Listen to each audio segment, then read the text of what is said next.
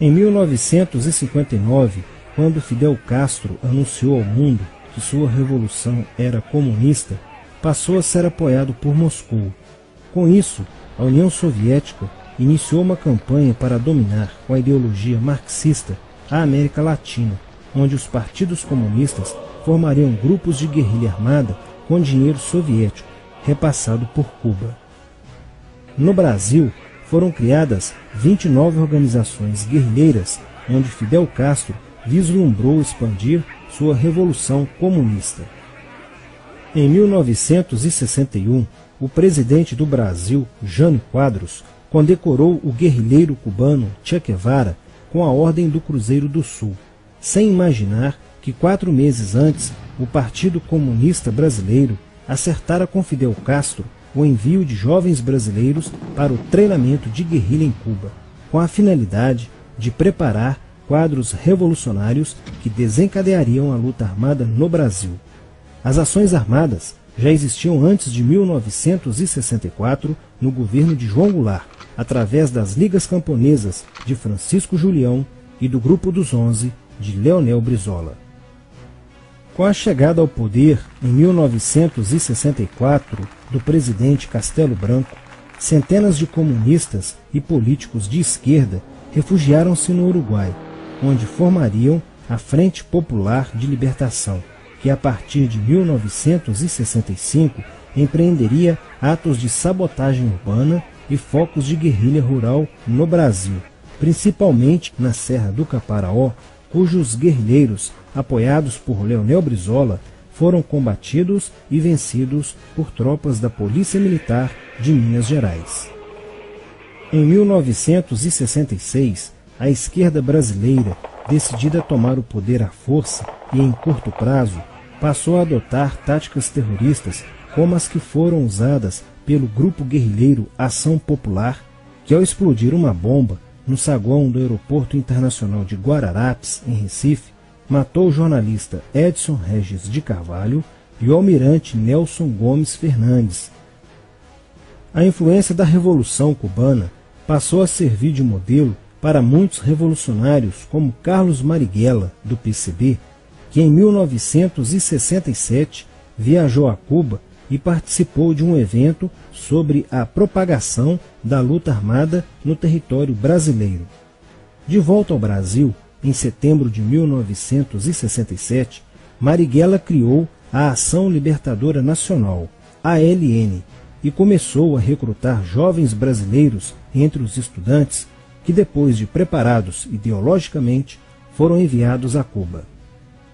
Em 1968, com a chegada ao Brasil do primeiro contingente da ALN de guerrilheiros formados em Cuba, entrou em cena Carlos Lamarca, capitão do Exército e militante da Vanguarda Popular Revolucionária, VPR, que se uniu a Marighella e em janeiro de 1969 explodiu 50 quilos de dinamite no QG do 2º Exército, matando na explosão o soldado do Exército Mário Cosel Filho e ferindo 6 militares. E ainda, na cidade de São Paulo, os guerrilheiros avançaram com um veículo roubado e abordaram o capitão Chandler, do Exército dos Estados Unidos, que se encontrava no interior de um automóvel quando saía de sua residência.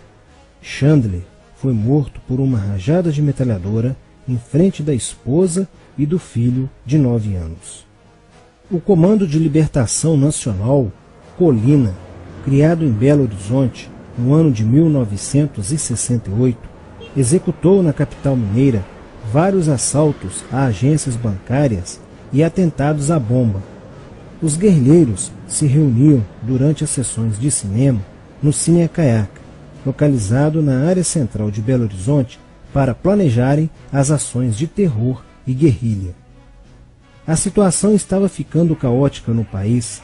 Os guerrilheiros praticavam atentados à bomba nas grandes cidades, matando e ferindo vários inocentes, aumentando a insegurança e o medo da população, que passou a exigir ações imediatas do governo brasileiro para acabar com a violência praticada pela guerrilha.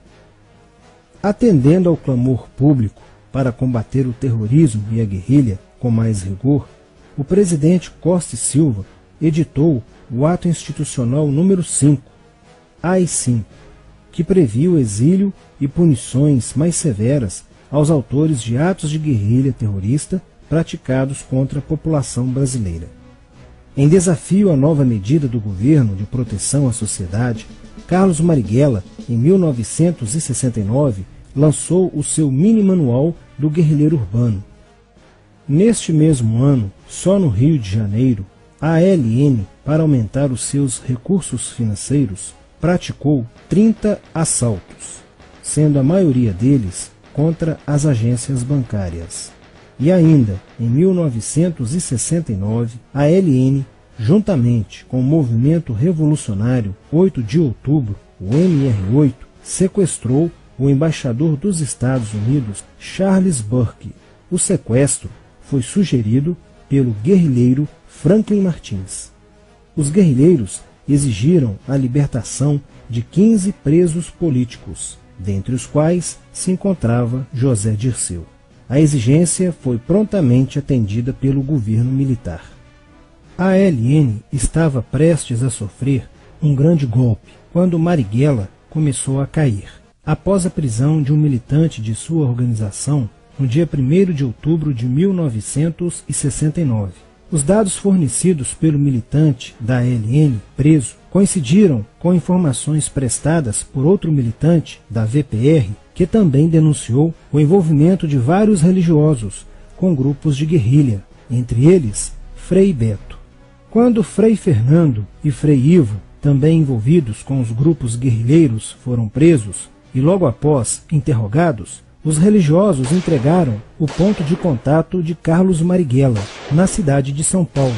No dia 4 de novembro de 1969, o ponto foi cercado pela polícia, onde Marighella, percebendo o cerco, reagiu e foi morto. Depois da morte de Marighella, centenas de guerrilheiros foram presos e mais de 300 armas apreendidas.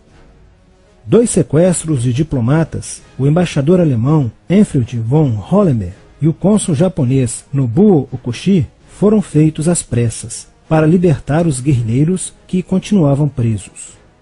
Inspirados no marxismo cultural, vários militantes da esquerda brasileira iniciaram a estruturação de uma organização que se infiltrou nas faculdades brasileiras, bem como no meio artístico e cultural, e principalmente nas edições de jornais, setores estes com grande poder de influência sobre a formação da opinião popular.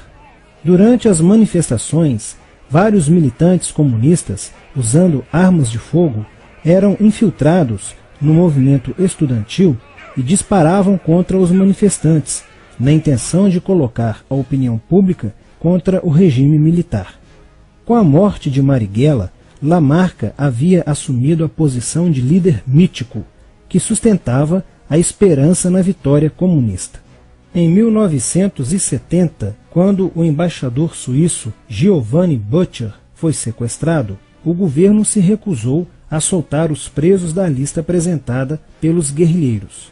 Depois de 40 dias de sequestro, os guerrilheiros quiseram matar o embaixador suíço. Porém, o governo militar cedeu e as exigências dos guerrilheiros sequestradores foram atendidas, preservando a vida do diplomata.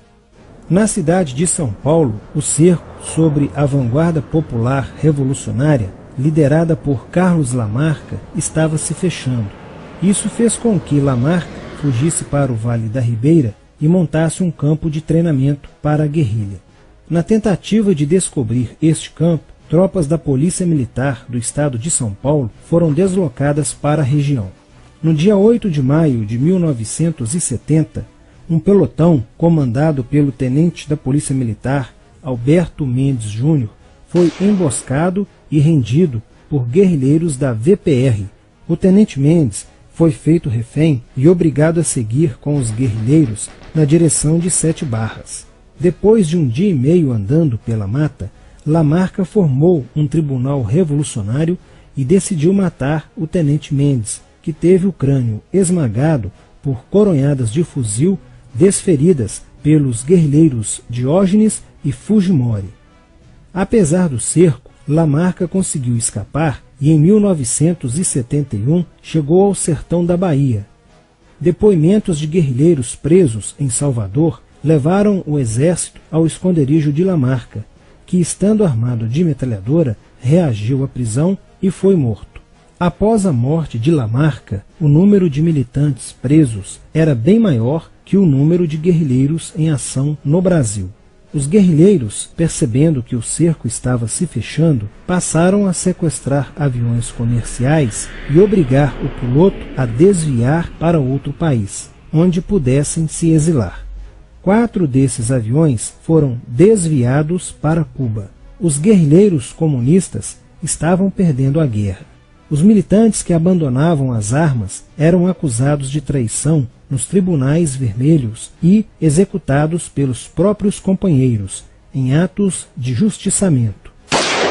Já no início de 1971, o PCdoB conduzia o trabalho de campo na região do Araguaia, na divisa entre os estados de Goiás, Pará e Maranhão, com a missão de implantar um núcleo guerrilheiro que tinha por objetivo fomentar uma revolução socialista, onde centenas de guerrilheiros já haviam se estabelecido há pelo menos 6 anos. No início de abril de 1972, o presidente Médici enviou à região do Araguaia equipes especializadas em inteligência que, da busca do conhecimento sobre a atividade clandestina, logo efetuaram as primeiras prisões, entre elas a de José Genuíno, primeiro guerrilheiro preso no Araguaia. Logo após, o exército sofreu as suas primeiras baixas, ao ter um grupamento emboscado por elementos liderados por Oswaldo Orlando da Costa, conhecido por Oswaldão. Isso fez com que o exército passasse a empregar tropas convencionais que cercaram toda a região do Araguaia. Com a derrota cada vez mais próxima e com o total abandono logístico do PCdoB, ao qual os guerrilheiros foram relegados, sem armas, comida e remédios, vários militantes da guerrilha, encurralados, quiseram se entregar, mas foram mortos pelos próprios companheiros em atos de justiçamento. Após a morte de Oswaldão e o desmantelamento do comando militar da guerrilha, o cerco do exército se fechou sobre os rebeldes e vários guerrilheiros foram presos. Assim terminava o sonho da esquerda brasileira de transformar o Brasil em uma ditadura comunista. Mas a esquerda brasileira não desistiria de conquistar o poder e retornaria mais tarde com uma tática mais eficiente que a luta armada: o marxismo cultural.